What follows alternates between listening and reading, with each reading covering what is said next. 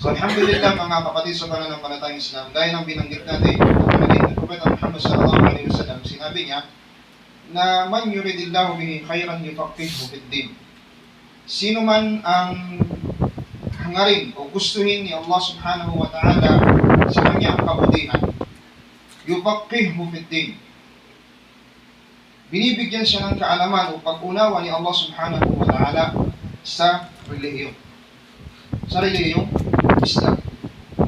Kaya ang tao, masasabi natin na kapag nakikita natin sa kanya ang pag-unawa sa pananampalatayang Islam, tandaan nyo na ang Allah subhanahu wa ta'ala siya ay nagnanais sa kanya ng kabutihan. Siya ang nagnanais sa kanya ng kabutihan. Kaya katakot-takot o nakakatakot mga kapatid sa pananampalatayang Islam. Kapag ang tao ay nakita natin na siya'y matagal na sa pananampalatayang Islam, subalit walang kaalam-alam sa relihiyong Islam, nakakatakot na baka ayaw sa kanya ni Allah subhanahu wa ta'ala ng kabutihan. Ano mo ba? Kabaliktaran doon sa inuunawa nating pag-intindi sa hadith na sinabi ng Nabi sallallahu alaihi wasallam. Dahil yung may kaalaman ayon sa hadith na ito, na tao ipinaunawa sa kanya ni Allah subhanahu wa ta'ala ang relihiyong nangangahulugan na gusto sa kanya ni Allah, ninanais sa kanya ng Allah subhanahu wa ta'ala ang kabutihan. At ang kabaliktaran nito mga kapatid sa pananampalatayang Islam, maaaring kapag walang kaalaman ng tao sa pananampalatayang Islam,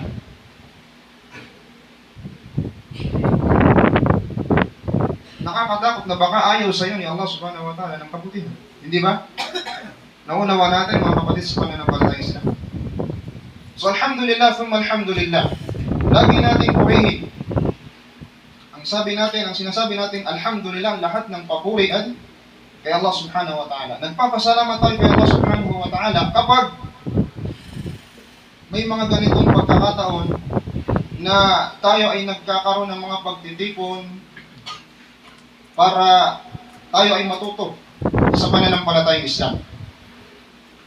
Sinabi ni Allah subhanahu wa ta'ala sa banal na Quran, yarfa'illahu alladhina amanu minkum walladhina utul ilma darajat. Itinataas ni Allah subhanahu wa ta'ala ang mga tao na may pananampalataya na kabilang sa inyo. Unang binanggit ni Allah, may pananampalataya. Alladhina amanu. Pangalawa, walladhina utul ilm, at yung mga tao na napagkalooban ng ilm, kaalaman. Itinataas ni Allah subhanahu wa ta'ala ang kanilang darajat, antas. Allahu Akbar mga kapatid sa pananampalatayang Islam. Kaya alhamdulillah, nakita natin marami tayong kabataan dito. Si Omar, mga kabataan, no? Alhamdulillah, nandiyan yung press natin. I-acknowledge natin yung pagdating. Galing pa itong Maynila. Allahu Akbar. Alam kang bata nga? Quezon City. Galing pa Quezon City. Dumayo dito sa atin para umatin sa ating lecture. Alhamdulillah mga kapatid sa pananampalatayang Islam. Itinataas ni Allah subhanahu wa ta'ala yung darajat, yung antas ng tao na siya ay maniniwala kay Allah subhanahu wa ta'ala at siya ay napagkalooban ng kaalaman. So, marapat natin ipagpasama kay Allah subhanahu wa ta'ala na tayo ay na pagkalooban ng pagkakataon na makapag-aral sa mga ganitong klaseng pagtitipon. Pinagkit natin kanina yung mga kabataan. Mga kapatid, naalala ko si Ibn Abbas radiyallahu anhu. Isang napakagandang halimbawa sa pag-aaral ng kaalaman sa pananampalatayang Islam. Sa ating lahat ito, para sa ating lahat. Pero ito ay nawa magbigay ng inspiration sa ating pong mga kabataan. Si Abdullah ibn Abbas radiyallahu anhu, isa siya sa mga sahaba ng Propeta Muhammad sallallahu alaihi wasallam na born Muslim. Pinanganak na si Ibn Abbas na nandiyan na ang Islam. Hindi katulad ng ibang mga sahaba na dati silang mga musyrik, dati silang walang pananampalataya. Sumasamba sa mga Diyos-Diyos bago sila tumanggap ng pananampalatayang Islam. Pero si Ibn Abbas radiyallahu anhu, kasama ito sa mga kabataan o sa mga batang sahaba na isa pero siya ay sahaba ng Nabi sallallahu alaihi wasallam. Pag sinabi natin sahaba, mga kapatid sa pananampalatayang Islam, ibig sabihin ng sahaba, mga kompanyon, mga kasamahan ni Propeta Muhammad sallallahu alaihi wasallam. At ang mga sahaba, sila yung mga taong kasama ni Propeta Muhammad, naniwala sa kanya, at inabutan sila ng kamatayan na meron pa rin paniniwala kay Allah subhanahu wa ta'ala. So, ibig sabihin, kapag yung isang tao nakasama niya ang Propeta Muhammad sallallahu alaihi wasallam, subalit dumating ng punto na namatay siya, subalit wala sa kanya ang pananampalataya kay Allah, hindi siya matatawag na sahaba o sahabi. No? Kuha natin. So, ang mga sahaba ng Nabi sallallahu alaihi wasallam, kabilang sa kanila si Abdullah ibn Abbas radiyallahu anhu. Noong mamatay si Propeta Muhammad sallallahu alaihi wasallam, ang edad ni Ibn Abbas, bata pa ito 13 taong gulang lang. 13 years old lang. So, tingnan natin yung fatra. Gaano katagal lang niya nakasama si Propeta Muhammad sallallahu alaihi wasallam? 13 years. Tapos bata pa siya noon. Kaya sinasabi ng ating mga ulama, hindi ganun kalaki yung kaalaman na nakuha niya o napulot niya, natutunan niya kay Propeta Muhammad sallallahu alaihi wasallam. Kagaya ni Omar ibn al-Khattab, kagaya ni Uthman, Ali, Abu Bakar radhiyallahu anhu, at ang iba pang mga sahaba. Kasi murang edad pa lamang itong sino? Anong pangalan? Abdullah ibn Abbas. Saan si Pres? Parang magaling sumagot ang mga natin ngayon. Baka may magpapapremyo dyan. Parang magaling sumagot, no? Inshallah, attentive. Mashallah. So si Abdullah ibn Abbas, nung sinasabi natin siya ay murang gulang, bata pa lamang ito si Abdullah ibn Abbas radhiyallahu anhu. Isang beses na siya ay kasama ng Nabi sallallahu alaihi wasallam. Ugali kasi nito ni Abdullah ibn Abbas. Tandaan natin si si Abbas, tiyuhin ni Propeta Muhammad sallallahu alaihi wasallam. Si Abbas, tatay ni Abdullah. So si Abdullah ibn Abbas, magkaano-ano sila ni Prophet Muhammad? Sagot dito. Pamangkin daw, yung papa? Pinsan. Magpinsan. Magpinsan si Abdullah ibn Abbas at saka si Propeta Muhammad sallallahu alaihi wasallam. Isang beses nagsasala ang Propeta Muhammad sallallahu alaihi wasallam. Tinawag niya si Ibn Abbas. Nagsasala siya at pinabantay niya sa kanya. Imam ang Propeta Muhammad sallallahu alaihi wasallam, pinatayo niya sa tabi niya si Ibn Abbas radhiyallahu anhu. Pero dahil sa respeto ni Abdullah ibn Abbas, umatras siya. Umalis siya dun sa saf, katabi ni Propeta Muhammad sallallahu alaihi wasallam. At nung matapos yung sala, tinanong siya ni Propeta Muhammad sallallahu alaihi wasallam, anong dahilan? Bakit ka umatras? Anong sinabi ni Abdullah ibn Abbas? Usugo na. Tanda natin, bata ito ha. Maliit na bata ito, 13 o 13 pababa, edad pa niya nito. Anong sinabi niya? Usugo lang ito. Ikaw ay propetang itinaas ni Allah at ako ay hindi ko kayang pumantay sa isang propeta. Sa oras na yun, siya ay nagdua, si Propeta Muhammad sallallahu alaihi wasallam. Kinukwento ito ni Abdullah ibn Abbas, sabi niya, "Wada'a Rasulullah sallallahu alaihi wasallam ay yuzidani ilman wa fahman." Unang dua, nagdua si Propeta Muhammad sa kanya na dagdagan ni Allah subhanahu wa ta'ala ang kanyang kaalaman at ang kanyang pag-unawa sa pananampalataya. Sa pangalawang tagpo, naglalaro ito sa balikat ni Propeta Muhammad. Dalil, patunay na siya ay isang balik-balik na bata. Naglalaro sa balikat ni Propeta Muhammad sallallahu alaihi wasallam. At ang dinuha naman o pinanalangin naman ni Propeta Muhammad sallallahu alaihi wasallam sa kanya, ito siguro popular ito sa atin. Lagi natin itong naririnig. Allahumma faqihhu fid din wa 'allimhu at-tawhid. Allah, gawin mo siyang faqih. Malalim ang pag-unawa sa din. Paunawa mo sa kanya ang din. Wa 'allimhu at-tawhid. At ituro mo sa kanya ang takwil na tinatawag. Ito yung pagtatafsir sa mga ayat ni Allah subhanahu wa ta'ala sa banal na Quran. Kaya, mga kapatid, si Abdullah ibn Abbas kalaunan, ano ang tinaguri sa kanya? Hibrul Ummah wa Turjuman al-Quran. Hibrul Ummah, ibig sabihin, napakaalam sa jurisprudence ng ating pananampalataya. Mga ahkam, pinakamaalam na maituturing. Wa Turjuman al-Quran, pagdating sa usapin ng Quran, tafsir ng Quran, kahulugan ng Quran, pagbabasa ng Quran, sabab, dahilan ng pagbaba ng mga ayat sa banal na Quran, alam na alam ito ni Abdullah ibn Abbas radiyallahu anhu. Allahu Akbar. Ganun katindi yung kanyang nakamit dahil sa panalangin ni Propeta Muhammad sallallahu alaihi wasallam. So, nung mamatay si Propeta Muhammad sallallahu alaihi wasallam, pinabalik natin sa una natin binanggit. 13 years old pa lamang siya. Merong isang ansari na kabataan din ng gulang. Sabi niya, wala na sa atin ang Propeta Muhammad sallallahu alaihi wasallam. Subalit sabi niya, merong mga sahaba na marunong sa pananampalatayang Islam. Merong mga sahaba na marunong sa pananampalatayang Islam. فَإِنَّهُمُ الْيَوْمَ الْكَثِيرُ فَإِنَّهُمُ الْيَوْمَ كَثِيرُ. Ngayon sabi nila ang mga sahaba na ito, marami pa. At ang sagot nung ansari na ito, bata din ito. Bata din ito. At hindi natin pwedeng sisihin. Anong sinabi niya? Iniisip mo ba na kailangan ka ng mga tao? Gayong narayan si Abu Bakar at si Umar radiyallahu anhuma. Ibig sabihin, iniisip mo ba na kailangan ng tao yung kaalaman mo?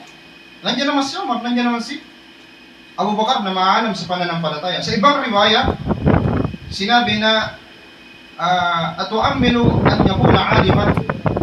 Umaasa ka ba na ikaw ay magiging alim? Gayong narayan si Abu Bakar at si Umar radiyallahu anhu. So, ang sabi ng ansari na ito, ay isaring bata, sabi niya, ang pag-aralan natin, workmanship. Matuto tayo maggawa ng espada, trabaho. Kaya sabi ni Abdullah ibn Abbas, kinukwento niya ito, sabi niya, naghiwalay kami, ako sa talabul ilm, siya naman ang pinag-aralan niya, pagtatrabaho. Ang tinahak kong daan ng talabul ilm, at ang tinahak niyang daan ng san'a.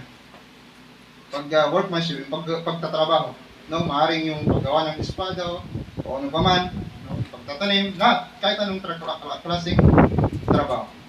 Ngayon ang nangyari mga kapatid sa pananampalatayang Islam, si Abdullah bin Abbas, ang pag-aaral na ginawa niya, pupunta siya sa mga sahaba, sa mga kibar na mga sahaba.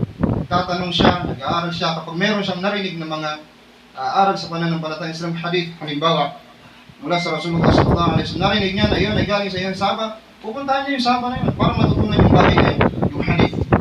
No? At si Zayd bin Thabit, sinasabi niya, na ang ginagawa nito ni Abdullah ibn Abbas radiyallahu anhu, darating siya oras ng kailula. Kailula, ibig sabihin ng kailula, yun yung pagtulog before duhur o kaya after duhur. Yun ang ginagawa ng mga sahaba. Pero sa riwaya nito, before duhur, nagkakailula yung mga sahaba, at ang ginagawa nito ni Abdullah ibn Abbas radiyallahu anhu, siya ay ayaw niyang abalahin, natutulog kasi. Pinupunta niya sa bahay, ang ginagawa niya, naglalatag siya dun sa harap sa may pintuan. Ayaw niyang gisingin, ayaw niyang abalahin. Ngayon, magigising ngayon yung sahaba o sahabi, at sinasabi na, Ya Ibn Abbas, nung dahilan, bakit ka nandito? Sabi ng Ibn Abbas, gusto kong mag-aral ng kaalaman, gusto kong matutunan ng hadith. Ang sagot ng sahabi, bakit hindi mo na lang kami ipinatawag? Ikaw ay kamag-anak ng Propeta Muhammad sallallahu alaihi wasallam. Ganon din yung pagtingin nila kay Ibn Abbas. Bakit? Dahil siya ay kaanak ni Propeta Muhammad sallallahu alaihi wasallam. Bakit hindi mo na lang kami ipatawag? Anong sagot ni Ibn Abbas? Ang sagot niya, hakada umirna, ganito kami inutusan na ituring yung aming mga tagapagtulong. Ganito kami inutusan na ituring yung aming mga tagapagturo. Sa ibang riwaya sinasabi na ayaw kong abalahin ka dahil lamang sa pansarili kong kabutihan. Gusto ko gigising ka, matututo ako sa iyo na meron kang bukal o maganda yung gising mo, maganda yung mood. Nakuha natin, ganito yung adab ni Abdullah ibn Abbas radiyallahu anhu pagdating sa paghahanap, pagsasaliksik ng kaalaman sa pananampalatayang Islam. Zaid bin Thabit, kinukwento niya na nakasakay siya sa kanyang kabayo at si Abdullah ibn Abbas radiyallahu anhu, inaalalayan niya si Zaid bin Thabit sa pagbaba nito sa kabayo. Ganun yung pakikitungo ni Abdullah ibn Abbas. Si Zaid bin Thabit, sinabi niya, nahihiya. Bakit? Kamag-anak ni Propeta Muhammad sallallahu alaihi wasallam. Pero anong sinasagot ni Abdullah ibn Abbas? Akada umirna bi ulamaina.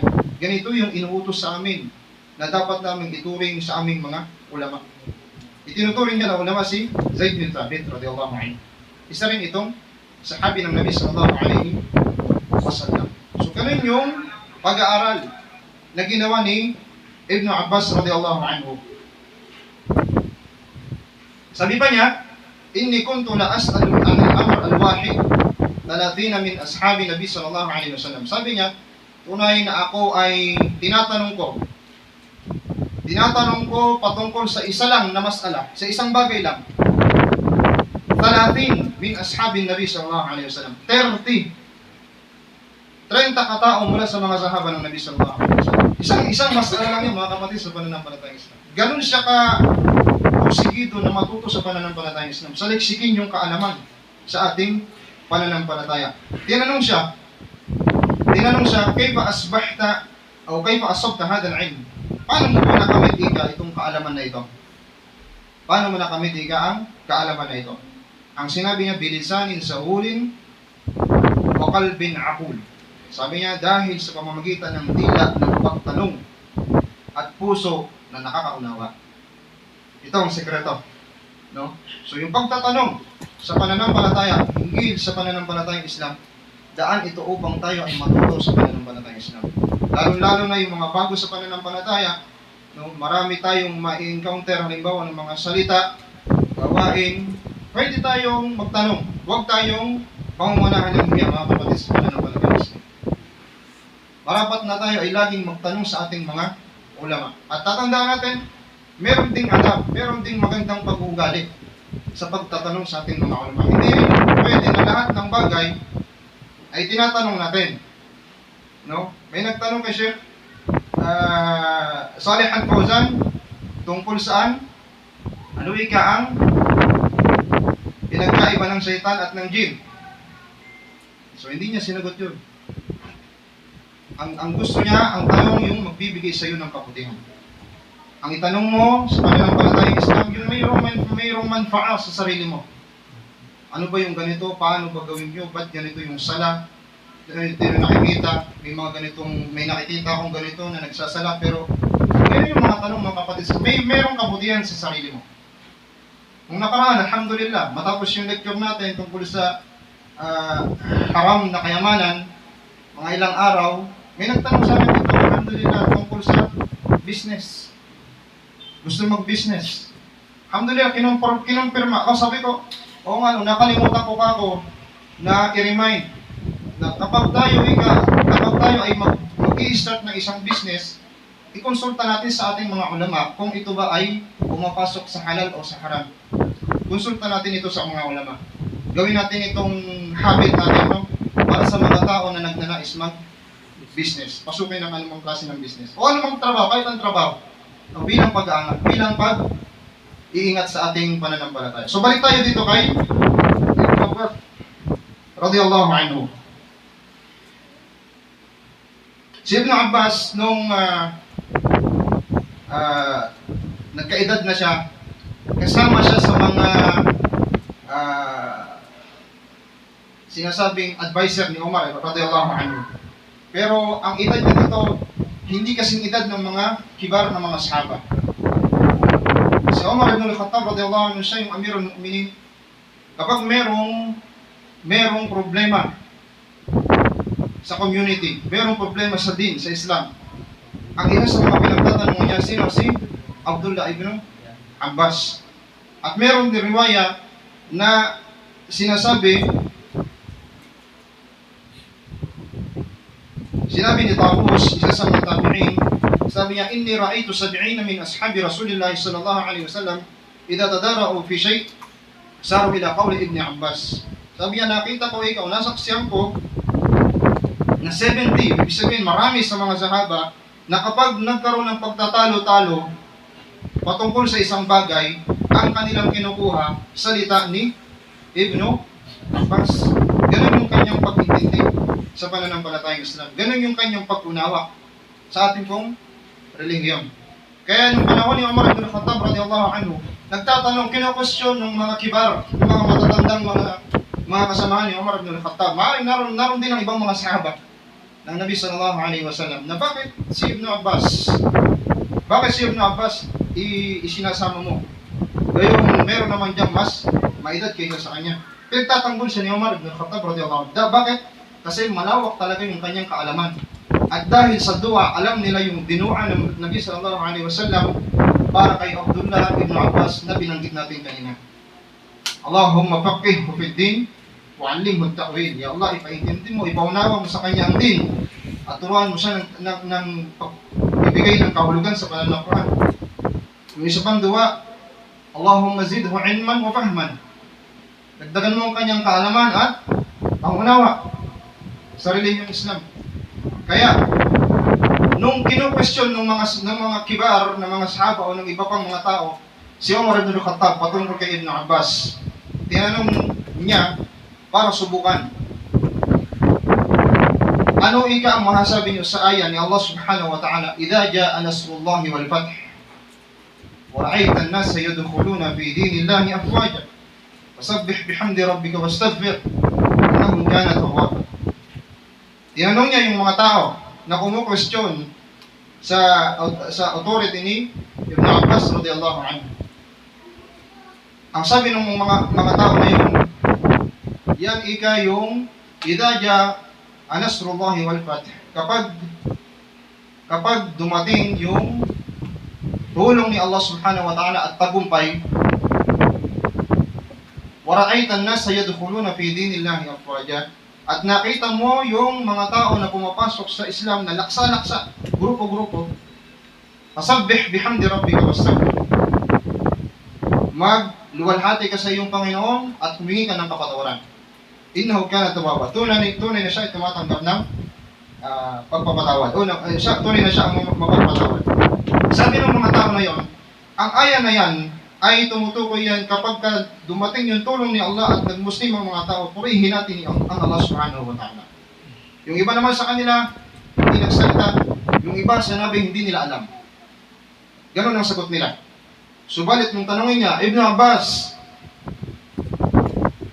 o pinsan ng Nabi sallallahu alaihi wasallam, Ibn Ammi Rasulillah, anak ng tito ng Nabi sallallahu alaihi wasallam, anong alam mo tungkol dito? Anong sinabi ng Nabi sallallahu alaihi wasallam? Ang aya na yan ay aya patungkol, nagpapatunay yan patungkol sa pagkamatay ni Propeta Muhammad sallallahu alaihi wasallam. Ganun ang kaalaman ni Abdullah ibn Abbas. Bakit? Ang aya na ito patunay na natapos na ni Propeta Muhammad sallallahu alaihi wasallam yung kanyang misyon.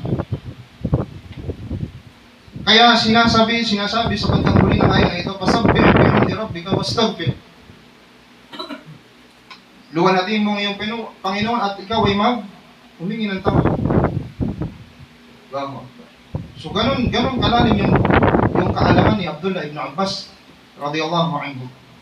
Hanggang sa umabot sa punto, mga kapatid, sa pananampalatayang Islam, na sa kanya mismong bahay, may riwaya na mismo sa Masjid al-Haram. May riwaya na nasa mismo sa kanyang bahay, siya ay nagtuturo o tumatambak yung tao sa daanan. Inaabangan si Abdullah ibn Abbas radiyallahu anhu sa kanyang bahay. Dumating isa sa kanyang mga estudyante. Sabi niya, "Ibn Abbas, Marami ng tao sa labas. Ganito ang sistema na ginagawa. Sige, bigyan mo ko ng wudu, ng tubig, mag-wudu ako. Tapos siya mag-wudu, ngayon papasukin mo yung gustong magtanong tungkol sa Quran. Papasok yung grupo ng mga taong gusto magtanong sa Quran. Tafsir, nuzulul Quran, asbabun nuzul, dahilan ng pagbaba ng ayat. Tuturuan sila ni Abdullah ibn Abbas. After nung halaka na yun, aalis sila. Ngayon papasukin mo yung gusto magtanong tungkol sa hadith. Papasok yung isang grupo, magtatanong tungkol sa hadith ng Nabi sallallahu alaihi wasallam, at pagkatapos nun, aalis sila. Ngayon papasukin mo naman yung gusto magtanong tungkol sa fiqh. After ng mga taong gusto magtanong tungkol sa fiqh, matapos sila mag-aral, papasukin mo yung gusto magtanong tungkol sa tarikh, history ng Islam. Ganun yung ginawang naging sistema ng pagtuturo ni Abdullah ibn Abbas radhiyallahu anhu. Ganun kalawak yung ginawang na kaalaman. At ito, isa rin sa gawain ni Abdullah ibn Abbas na pakainin yung kanyang mga tinuturuan. Allahu Akbar. Pinapakain pa niya. So bukod dun sa kanyang pagtuturo, nag-ihikma pa siya para sa mga estudyante na tinuturuan niya. Kaya si Muawiyah, nung mag-hajj sila, nasabi si Muawiyah, siya yung tinuturing na pang-5 sa mga Khulafa ar-Rashidin. Pagkatapos ni Ali radhiyallahu anhu, siya yung namuno. At nung siya'y mag-hajj, so alam natin ang hari, ang grande yung kanyang mga kasamahan pag nag-hajj. Marami, grupo. No? Sa hajj na yun, nakasabay niya yung grupo ni Abdullah ibn Abbas. Sabi ng mas marami, nagulat sila ngayon. Mas marami yung grupo ng mga tao na yun. Pero sino ang mga yan? Estudyante ni Abdullah ibn Abbas radhiyallahu anhu. So ganun mga kapatid sa pananampalatayang Islam. Simula nung siya'y mag-aral ng pananampalatayang Islam, anong edad niya? 13 years old. Doon siya nag-desisyon niya, tahakin ang landas ng kaalaman. At yung kanina na binanggit natin mga kapatid sa pananampalatayang Islam, na niyaya niya mag-aral o niyaya niya na magsaliksik ng kaalaman sa mga sahaba ng Nabi sallallahu alaihi wasallam, na tumanggi sumama sa kanya.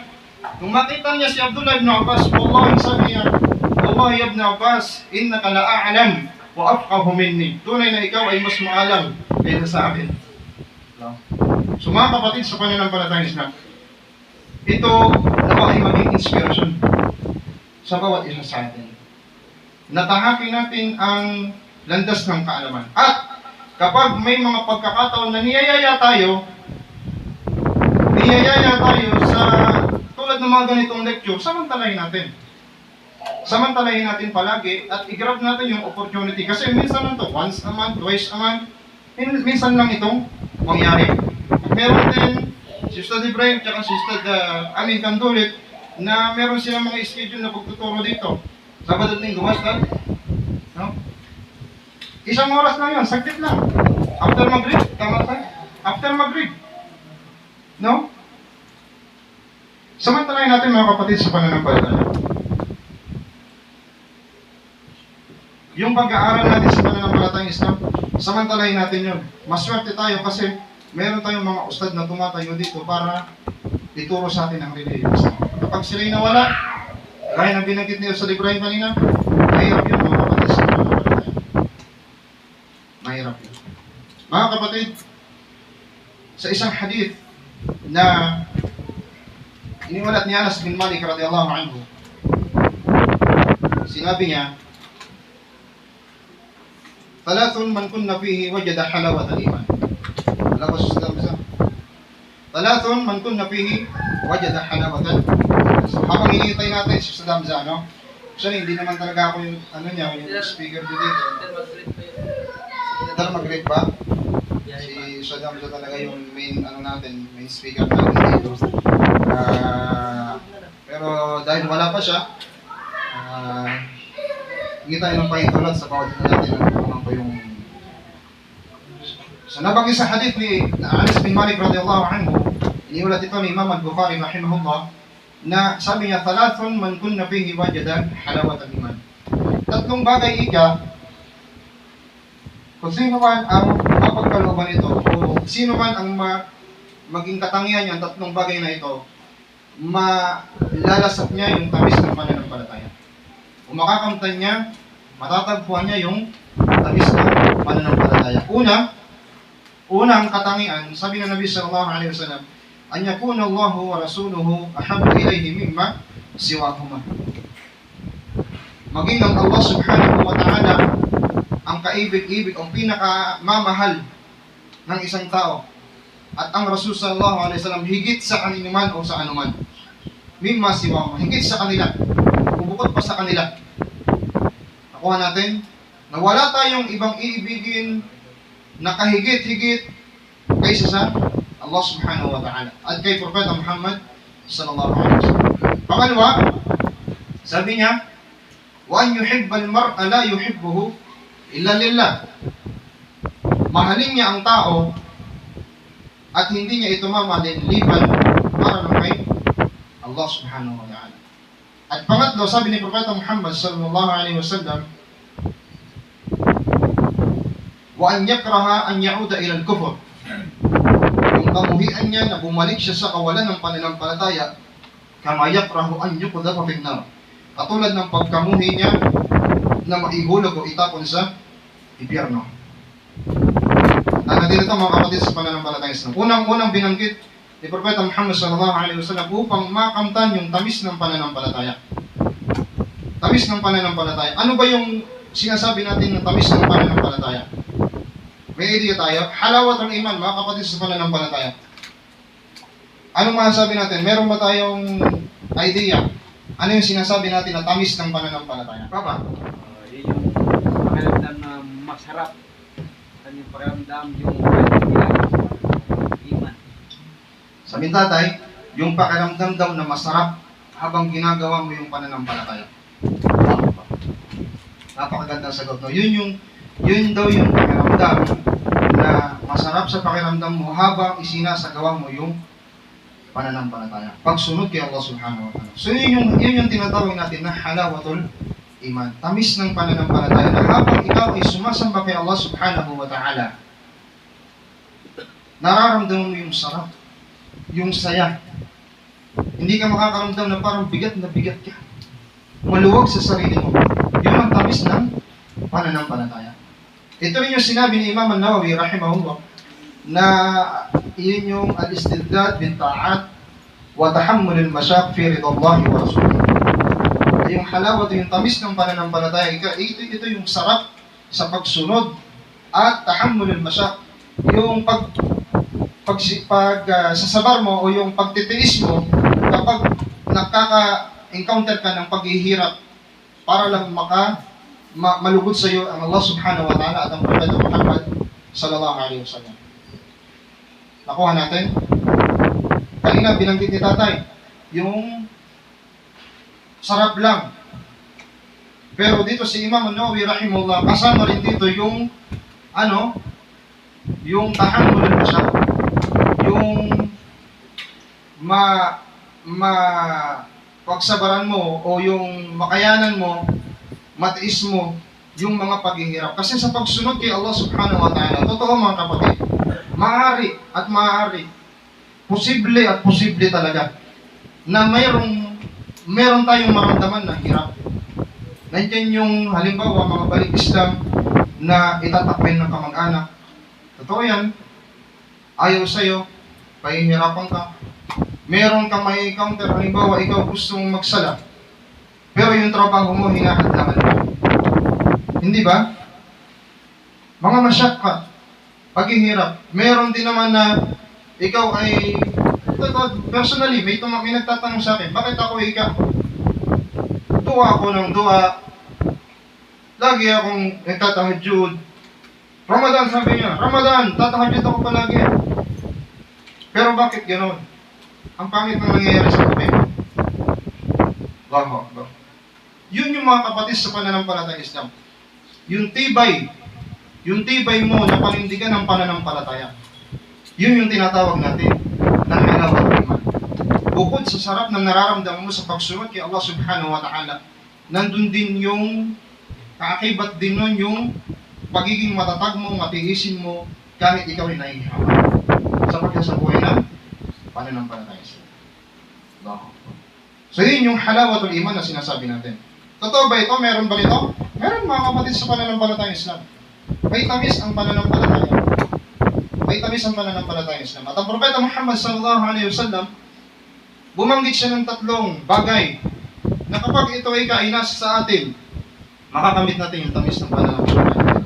Una, mahalin ng Allah subhanahu wa ta'ala at ang Propeta Muhammad sallallahu alaihi wasallam higit sa anuman o kanino man. Higit sa anuman, mimma siwahuma o sa kanino man. Higit sa iyong mga magulang, higit sa iyong anak, tatay, nanay, mag-anak, ari-arian, kahit ano pa man. Kaya sa surat ito, kung mababasa natin,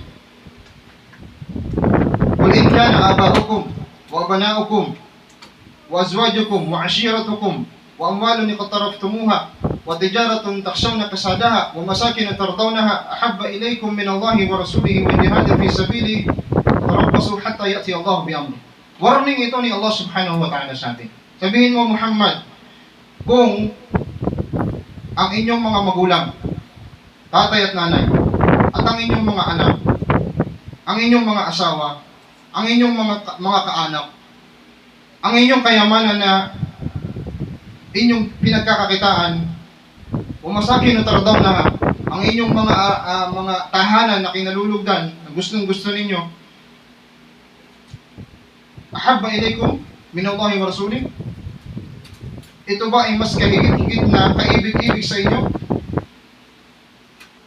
O binanggit pa ni Allah, wa tijaratan takhshawna kasadaha, tamusta? Wa tijaratan takhshawna kasadaha, at kasama yung business na kinatakot na inyong malugi.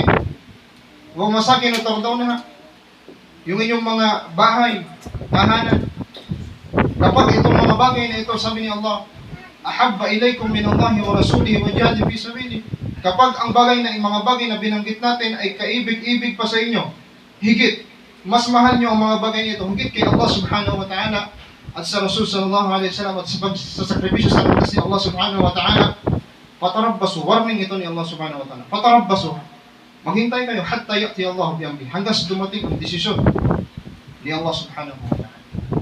Wow. Kaya tayo mga kapatid, wag na wag, laging ang top priority natin, Allah subhanahu wa ta'ala. Pag inutusan ka halimbawa ng tatay mo, ng magulang mo, kahit na sino man, ang lagi mo pa rin mangingibabaw dyan pag sunod kay Allah subhanahu wa ta'ala. Kapag nagkaroon ng conflict sa kagustuhan ng sarili mo, kahit sarili mo, kapatid, sa pananampalatayang Islam. Kaya si Umar ibn al-Khattab, nung sinabi ni Propeta Muhammad sallallahu alaihi wasallam sa isang hadith, sinabi niya, na la yu'minu ahadukum hatta akuna ahabba ilayhi min walidihi wa waladihi wan nasi ajma'in.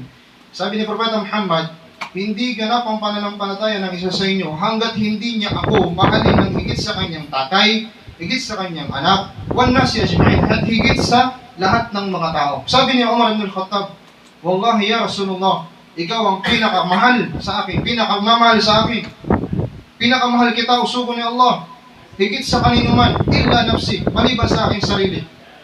Sabi ng Propeta Muhammad sallallahu alaihi wasallam, tapat si Umar eh. Totoo, tapat si Umar radhiyallahu anhu. Sinabi niya talaga, ya Rasulullah, mahal kita, kaibig-ibig, higit sa lahat, maliban sa sarili ko. Kaya nung marinig yun ni Propeta Muhammad sallallahu alaihi wasallam, la ya Umar, hatta min nafsik. Higit dapat yan sa sarili. Wallahi, sabi ni Umar radhiyallahu anhu, sumpa kay Allah subhanahu wa ta'ala, ngayon ya Rasulullah, ikaw ay mas kaibig-ibig sa akin at sa lahat ng bagay higit sa aking sarili. Al-an ya Umar, sabi ng Nabi sallallahu alaihi wasallam, ngayon tama ang iyong pananampalataya, Umar. Al-an ya Umar, ngayon ganap na ang iyong pananampalataya. Ganon yung pagmamahal na dapat meron ng isang Muslim. Ganon ang pagmamahal na meron dapat ang isang Muslim. Laging nangunguna yung pagmamahal kay Allah, pagpapahalaga. Unang-una sa kanyang mga salita, no? Pagmamahal kay Allah subhanahu wa ta'ala, ganon din sa salita ng Nabi sallallahu alaihi wasallam. Ngayon, sasabihin natin, paano natin mamahalin ng Allah subhanahu wa ta'ala kung hindi natin siya kilala? Mga kapatid, kaya na rin ang banal na Quran. Ugaliin po natin, palagi tayong magbasa ng banal na Quran. Diyan sa atin nagpakilala sa banal na Quran. Kung hindi natin babasahin ang banal na Quran, hindi talaga natin makikilala kung sino si Allah subhanahu wa ta'ala. Kung ano yung mga katangian ng Allah subhanahu wa ta'ala. Kung ano yung mga kakayahan, kapangyarihan ng Allah subhanahu wa ta'ala. Kung hindi natin babasahin ang banal na Quran. Kaya, upang mas lumakas yung pag-ibig natin, pagmamahal natin kay Allah subhanahu wa ta'ala, lagi tayo magbasa ng banal na Quran. وَمِنَ النَّاسِ مَنْ يَتَّخِذُ مِنْ دُونِ اللَّهِ أَنْدَادًا يُحِبُّونَهُمْ كَحُبِّ اللَّهِ. Meron ika sa mga tao na meron silang itinuturing ng mga Diyos-Diyosan na ang kanilang pagmamahal doon, yuhibbunahum kahubbillah. Minamahal din nila katulad ng pagmamahal nila kay Allah subhanahu wa ta'ala. وَالَّذِينَ آمَنُوا.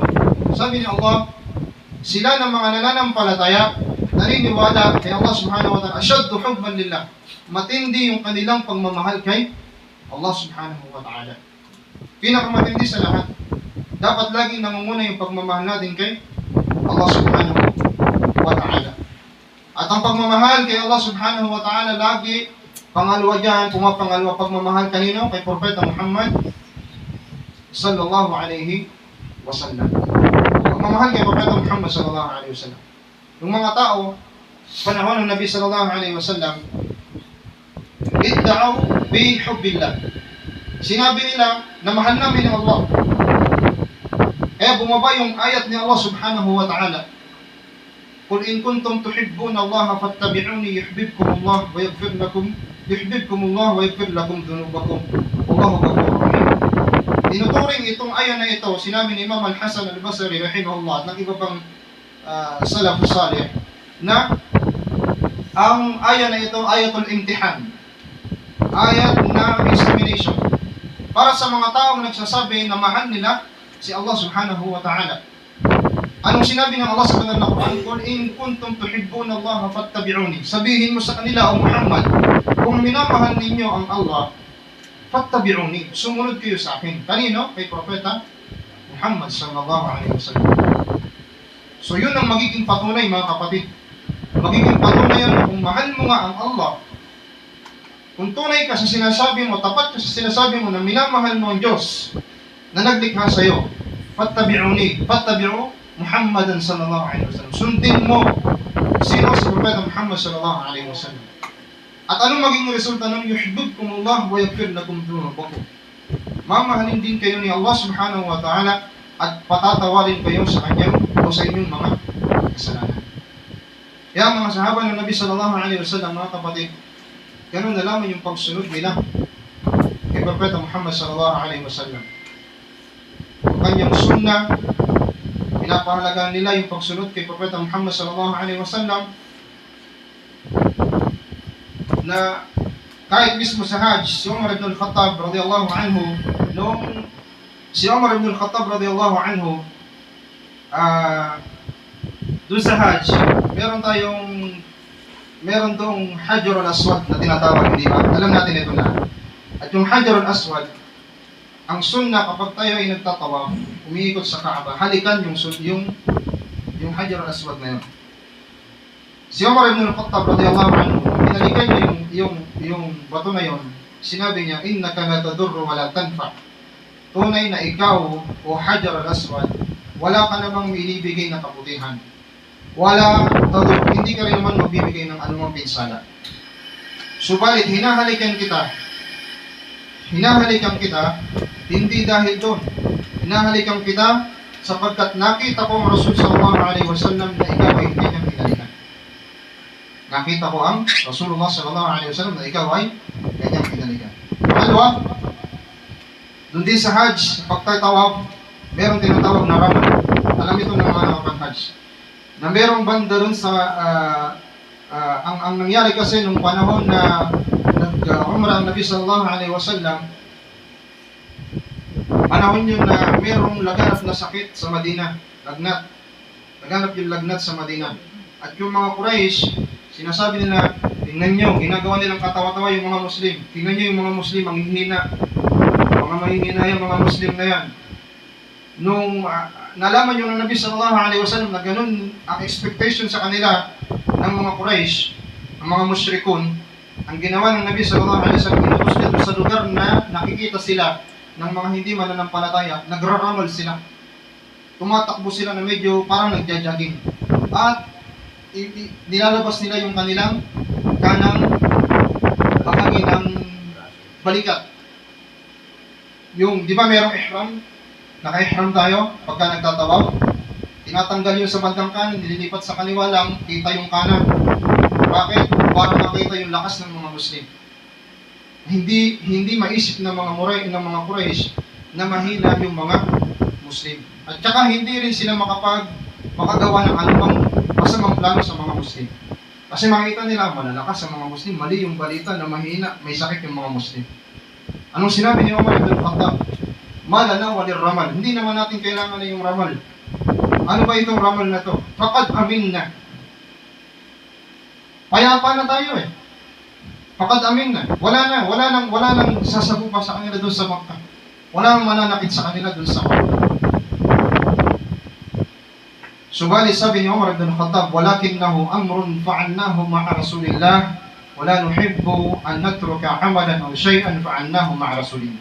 Subalit ang gawain na yun ay ginawa namin kasama ni Propeta Muhammad sallallahu alaihi wasallam, at hindi namin nais na iwan namin ang anumang gawain na ginawa namin noong panahon na nabubuhay kami sa mga Muslim. Ito sagot mga kapatid sa pananampalataya sa mga taong iniisi-isi nila o binabasta-basta nila ang mga sunnah ni Propeta Muhammad sallallahu alaihi wasallam. Sunnah ni Propeta Muhammad sallallahu alaihi wasallam sa pananamit. Bakit pa ba natin kailangang iksian o iksian, hindi natin pahabain yung pantalon natin? Wala namang mangyayari. Bakit pa ba tayo uupo? Pag-iinom. Ganun din naman eh. Magpupunta rin naman sa tiyan eh. Bakit pa ba tayo gagawa ng mga ganyan? Wala namang nangyayari. Subalit ginagawa natin yan mga kapatid sa pananampalatayang Islam. Dahil sunnah ni Propeta Muhammad sallallahu alaihi wasallam. Ganun dapat ang mindset ng isang Muslim. Hindi natin baliwalain, huwag natin isipin na simple lamang na gawain ni Propeta Muhammad sallallahu alaihi wasallam. Tapos isipin natin na ito ay sunnah, kaya gagawin ko ito.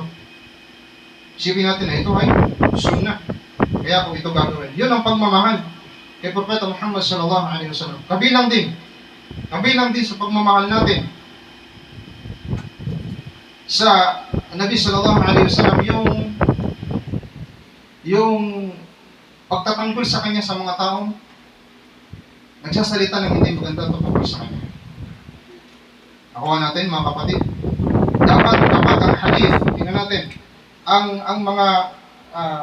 mga imam, Imam Ahmad, Shafi'i, Maliki, Imam Malik, Imam Abu Hanifa, ano ang kanilang sinasabi? Idha sahha al-hadith fa huwa madhhabi. Kapag sahih, authentic ang hadith, yun ang madhhab ko. Ganun sila sumuko. Kapag sahih ang hadith, yun ang madhhab. Ngayon, may mga ligaw ngayon ng mga tao. Merong ligaw ngayon na tao na nagsasabi na kahit sahih, iniulat pa ng mga imam, al-Bukhari o Muslim, sahih na hadith, subalit iniingkar nila, hindi nila tinatanggap. Anong halimbawa? Issue, nung kamakailan lang, tungkol sa pagbaba ni Isa alayhi salam. Muling pagbabalik ni Isa alayhi salam. Gayong ang mga hadith nito, mga kapatid sa pananampalataya, sinasabi nila na kaya daw hindi nila dapat tanggapin na hindi dapat paniwalaan na si Isa alayhi salam ay muling babalik dahil hindi daw nabanggit sa Quran. Hindi daw nabanggit sa banal na Quran. Subalit merong ayat sa banal na Quran, wa in min ahli al-kitab la yu'minunna bihi qabla mautih.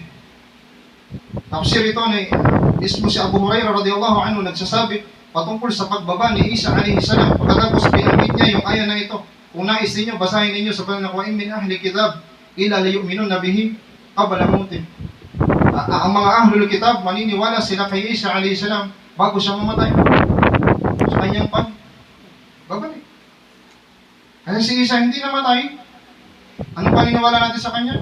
Bal rafa'ahu Allah ilayhi wa ma qataluhu wa ma salabuhu walakin syubbiha lahu bal rafa'ahu Allah ilayhi. Ang Allah subhanahu wa ta'ala, sabi niya na ang si Isa alayhi salam ay hindi nila napatay. Wa ma qataluhu wa ma salabuhu, hindi nila naipako sa krus.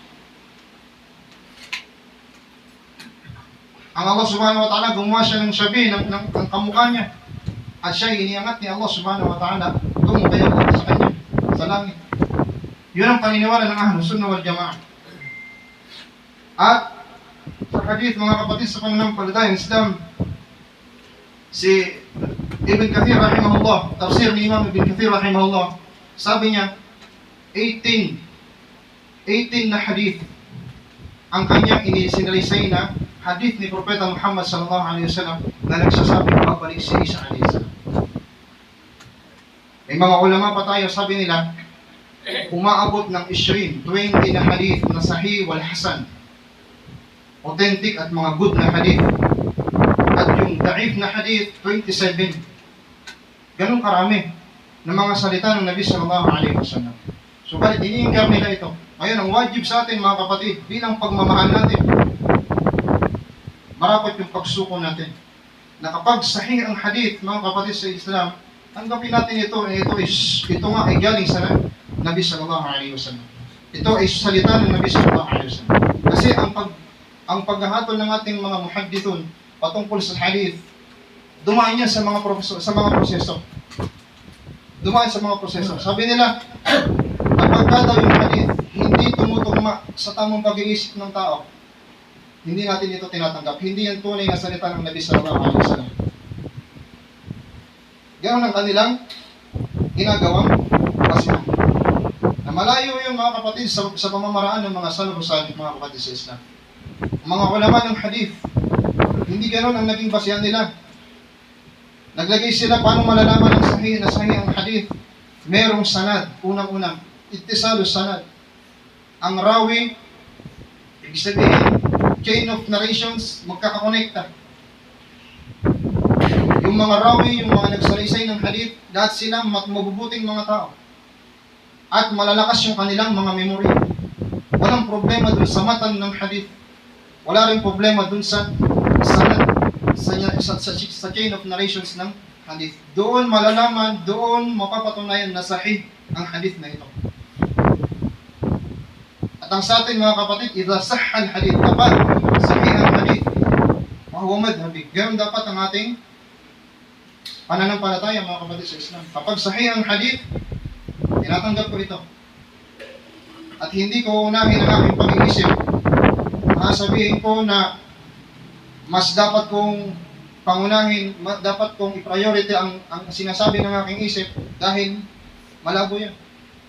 Kung gano'n ang magiging mangyari, mga kapatid sa Islam, mawawala tayo, maliligaw tayo sa pananampalataya. So yun ang isang batayan sa pagmamahal natin kanino kay Propeta Muhammad sallallahu alaihi wasallam. Pagsunod, pagsuko, pagtanggap sa mga kautusan ni Propeta Muhammad sallallahu alaihi wasallam, mga kawikaan ni Propeta Muhammad sallallahu alaihi wasallam, ganun din yung pagtatanggol ni Propeta Muhammad sallallahu alaihi wasallam.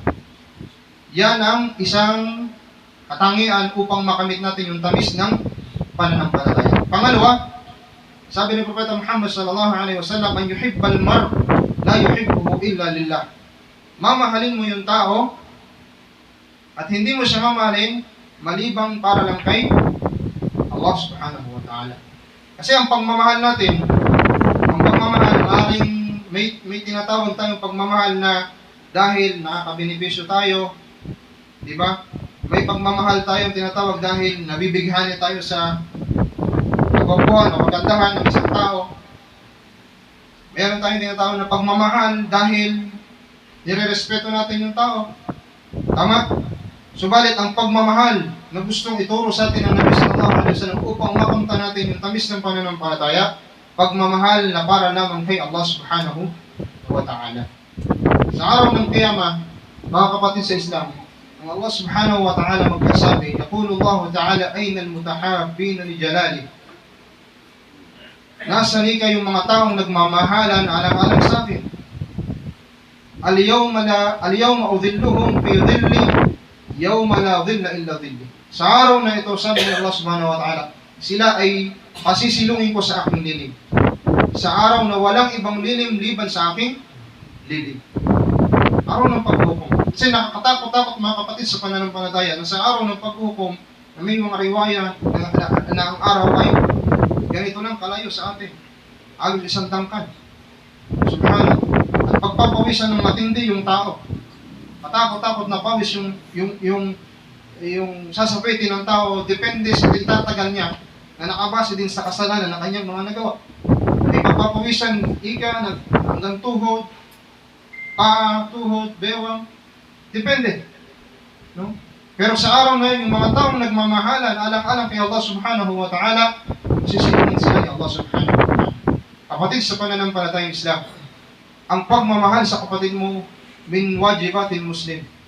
Pagmamahal sa iyong kapatid, ito ay kabilang sa mga obligasyon ng isang mananampalataya. Disregard mo yung yaman, disregard mo yung anumang race, anuman ang pinagmulan nyo, saan man kayong tribo naggaling, anuman lugar ang pinagmulan nyo, di-disregard mo yun.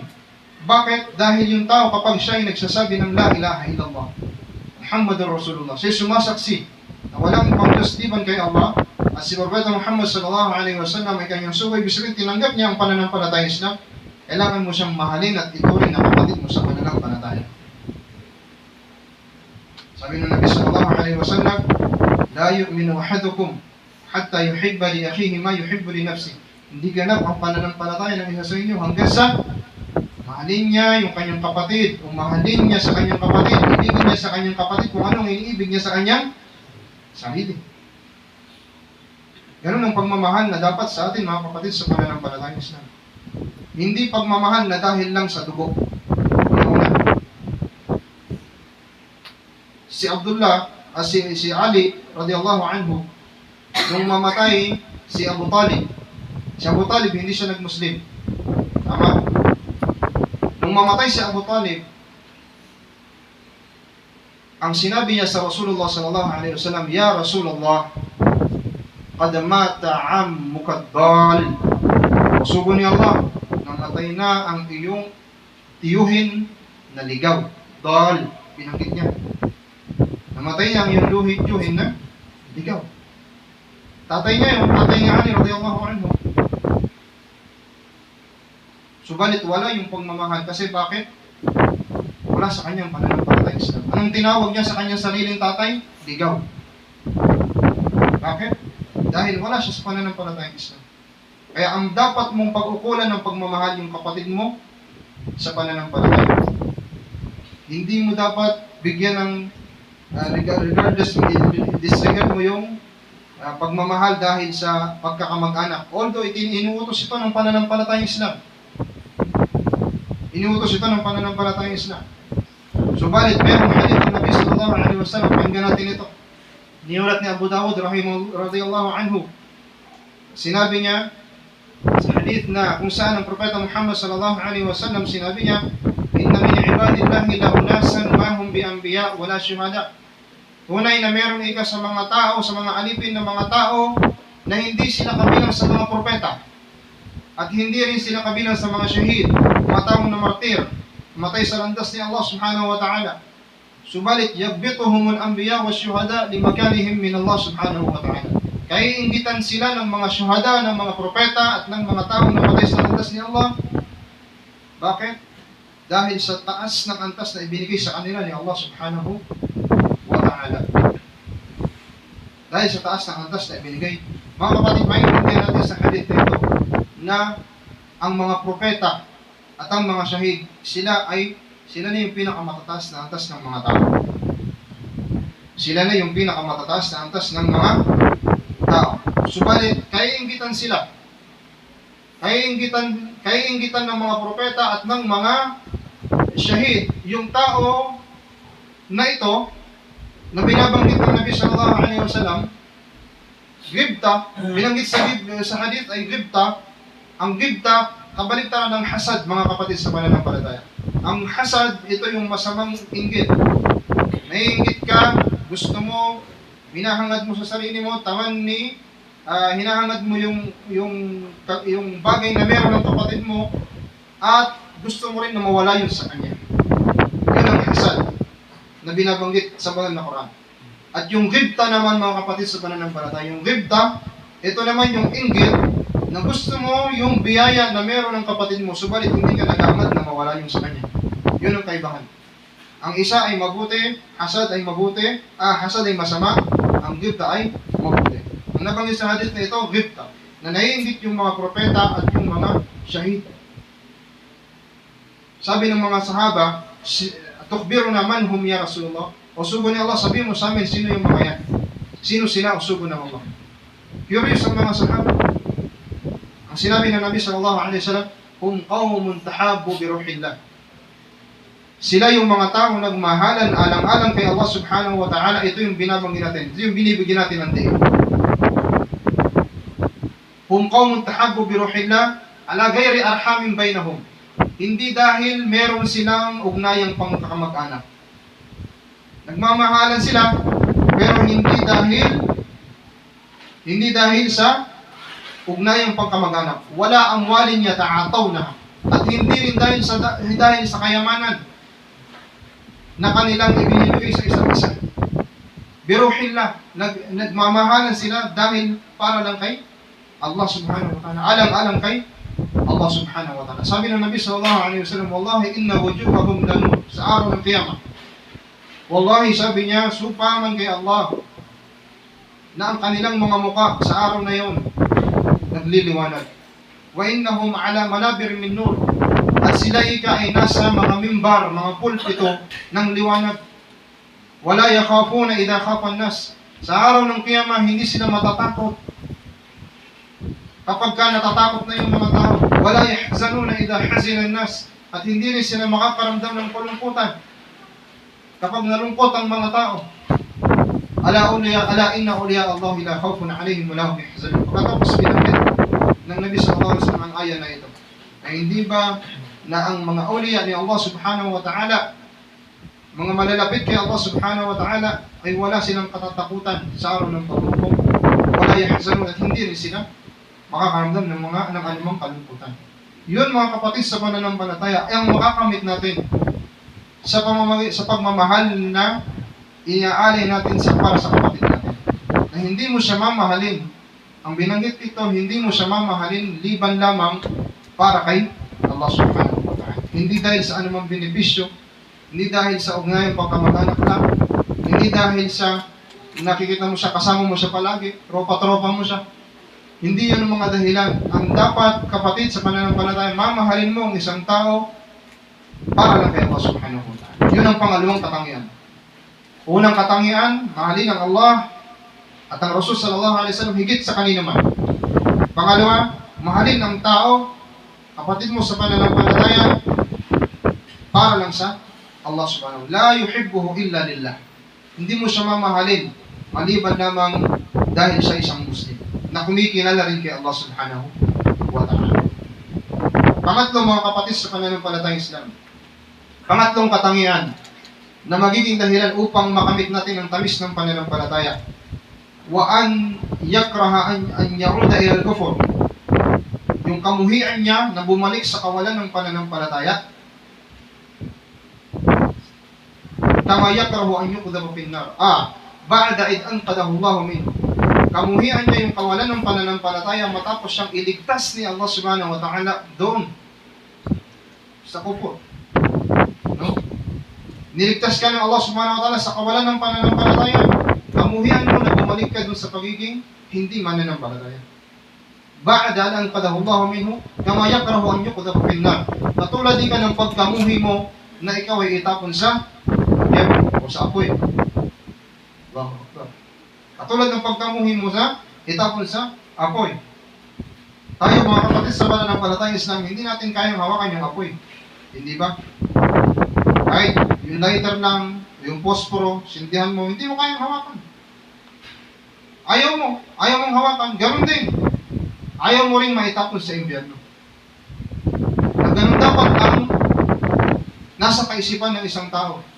Sabi ng ating mga ulama, ang hadith na ito, special sa mga hindi Muslim pagkatapos iginabay ni Allah na naging Muslim, na dapat nilang pamuhian na bumalik sa pagiging hindi Muslim, kawalan ng pananampalataya. Pero si Dr. Usman Al-Khamis sabi niya, maya pa din ito sa mga kagaya natin na hindi pa na isinilang na sa Islam, isinilang na Muslim. Kasi meron ika sa atin ng mga Muslim, isinilang na Muslim, na hindi sila matuwid sa pananampalataya ng Islam, ang kanilang buhay puro kasalanan, maksiya, pagsuway kay Allah subhanahu wa ta'ala, mukhalafat syar'iyya.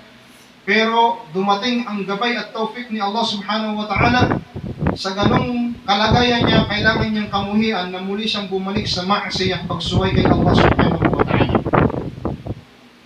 Pero ng paliwanag ng ating ulama, kama yakrahu an yukdhaba fi an-nar, katulad ng pagkamuhi natin na tayo ay maitapon sa impyerno. Mga kapatid, isang napakagandang halimbawa, si Bilal radhiyallahu anhu. Si Bilal radhiyallahu anhu. Allahu Akbar. Ano yung kwento tungkol sa kanya? Pinaparusahan siya nung siya mag-Muslim, baguhan ito sa Makkah. Bago siya yung kabilang sa mga unang taong nag-Muslim nung mag-umpisang magdawa si Propeta Muhammad sallallahu alaihi wasallam sa Makkah. Kabilang siya sa mga mustad'afin, sa mga mahihinang mga Muslim. At meron siyang amo na pinapahirapan siya. Dahil sa kanyang pagiging Muslim, binibilad siya sa tanghaling tapat sa ilalim ng naglalagablab na araw, init ng araw. Ibinibilad siya doon at dinadaganan ng malaking bato yung kanyang dibdib. Anong sinasabi sa kanya? Inuutos sa kanya ng amo niya, iwan mo ang pananampalataya ni Muhammad. Iwan mo ang pananampalataya ni Islam. Irji' an din ni Muhammad. Iwan mo ang pananampalataya ni Islam. Anong kanyang sinasagot? Ahad. Bakit ayaw niya na bumalik sa kawalan ng pananampalataya? Na matapos niya makilala si Allah subhanahu wa ta'ala, matapos niyang malaman ang tunay na doktrina at dapat na paniniwala, tamang paniniwala sa Diyos, ayaw na niyang bumalik sa kawalan ng pananampalataya. Bakit ka sasamba ulit kay Jesus? Para sa atin lahat. Matapos mo makilala na siya pala isa lamang propeta at sugo ni Allah subhanahu wa ta'ala. Hindi ba? Kaya marapat mong panindigan ang pananampalataya ng Islam. Ano man ang any circumstances, kahit anong kalagayan, anong problema dumating sa iyo, anumang ialok sa iyo. Allahu Akbar. Napakagandang halimbawa, Abdullah bin Hudhafa as-Sahmi. Nung ipinadala siya ni Umar ibn al-Khattab kasama ng ilang mga sundalong Muslim doon sa Rome. Anong nangyari? Nahuli sila, naging bihag ang hukbo ni Abdullah bin Hudhafa as-Sahmi. Ayon sa kwento, mga kapatid, sa pananampalatayang Islam, kinausap siya ng hari ng Rome. At ang sabi sa kanya, ibibigay ko sa iyo nisfa mulki, kalahati ng aking yaman kapag iniwan mo ang pananampalatayang Islam. Kaya makatindi ang mga kapatid sa Islam. Ang tindi ng offer, kalahati ng yaman ko. Siya ang hari ng Rome, kalahati ng yaman ko, ibibigay ko sa iyo, iwan mo lang ang Islam. Anong sinabi ni Abdullah bin Hudhafa as-Sahmi? Sabi niya, kahit ibigay mo sa akin jami'a ma tamlik, kahit lahat ng pag-aari mo, ibigay. Ang offer sa kanya, kalahati lang. Ang sagot ni Abdullah bin Hudhafa, kahit ibigay mo sa akin lahat ng ari-arian mo at lahat ng ari-arian ng mga Arabo, hindi ko iiwan ang relihiyon ni Muhammad sallallahu alaihi wasallam. Kasi wala. Abdullah bin Hudhafa. Tandaan natin ang pangalan, mga kapatid sa Islam.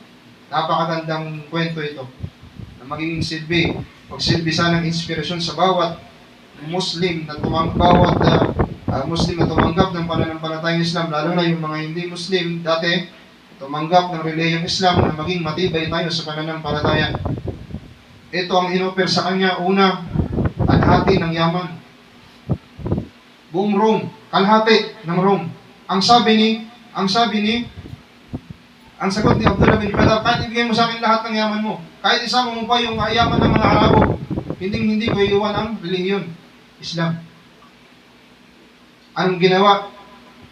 Siya itinali sa kahoy at inutusan niya yung isang sundalo niya alalain mo, huwag mong patamahin sa katawan. Malapit lang. Patamahin mo dun lang sa padaplis lang. Hindi mo huwag mong patamahin. Ginawa yon para ano? Para lang makita o para maintindihan ni Abdullah bin Hudhafa na seryoso yung hari na paalisin siya sa pananampalatayang Islam. Pero hindi pa rin natinag si Abdullah bin Hudhafa. Hindi pa rin siya bumibigay.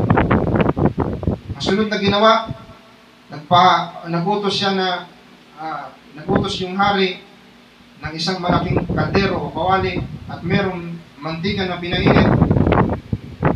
Pagkatapos pinatawag yung kanyang mga kasamahan at ang isa sa kanila, isa sa mga Muslim na yon, ay hinulog doon sa umukulong mantika. Kitang-kita ng kanyang dalawang mga mata yung pagkamatay ng kanyang kapatid. Anong sinabi ng hari? Iwan mo ang pananampalatayang Islam kung ikaw ang isusunod ko dyan. Ngayon, umiyak ngayon si Abdullah bin Hudhafa. Naiyak siya. Natuwa ngayon yung hari. Natuwa ngayon yung hari. Suko na. Umiyak eh. Pero hindi niya alam. Nung tanungin niya, anong dahilan, ba't ka umiyak? Suko ka na? Aalis ka na sa Islam? Hindi, anong sagot ni Abdullah bin Hudhafa? Sabi niya, nangihinayang ako, isa lang ang aking buhay. Na sana yung buhay ko, sing dami ng aking buhok at kahit paulit-ulit mo akong ilublob dyan, hindi ko iwanan ng pananampalatayang Islam. Ba?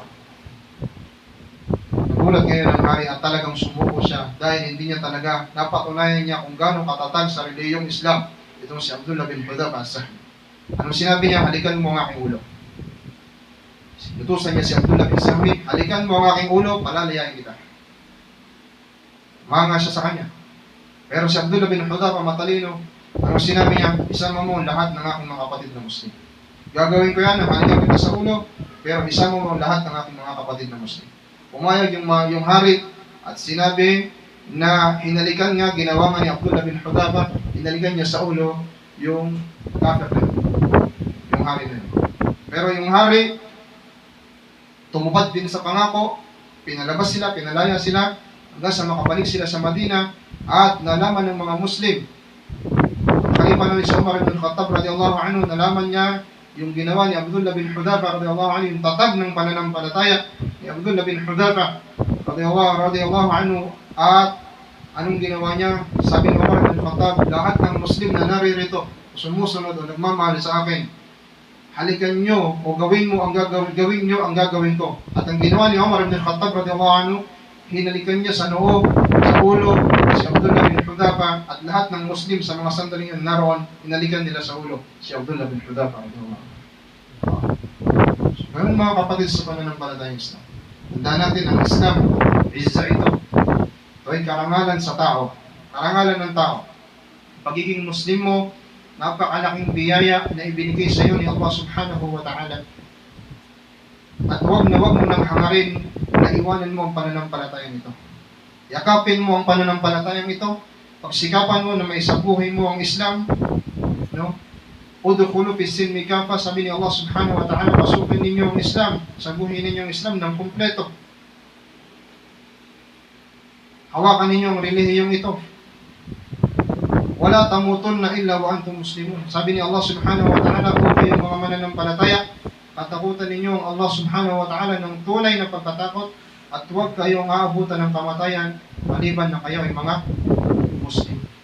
So ang sinabi natin na pangatlong katangian mga kapatid sa pananampalatayang Islam, kamuhian na bumalik sa kawalan ng pananampalataya matapos kang igabay ni Allah o iligtas ni Allah subhanahu wa ta'ala dito, katulad ng pagkamuhi mo na ikaw ay makapasok sa impyerno.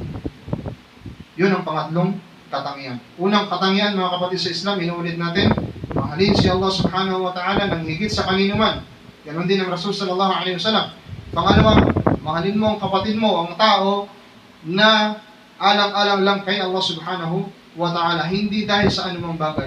At pangatlo, kamuhian mo na bumalik ka sa kawalan ng pananampalataya, kagaya ng pagkamuhi mo na ikaw ay itapon sa impyerno. Sa pamamagitan ng tatlong ito mga kapatid sa pananampalatayang Islam, sabi ng Nabi sallallahu alaihi wasallam, man kunna o thalathun man kunna fihi wajada halawat al-iman. Sino man ang mapa sa kanya ang tatlong katangian na ito, makakamtan niya o malalasak niya yung tamis ng pananampalataya.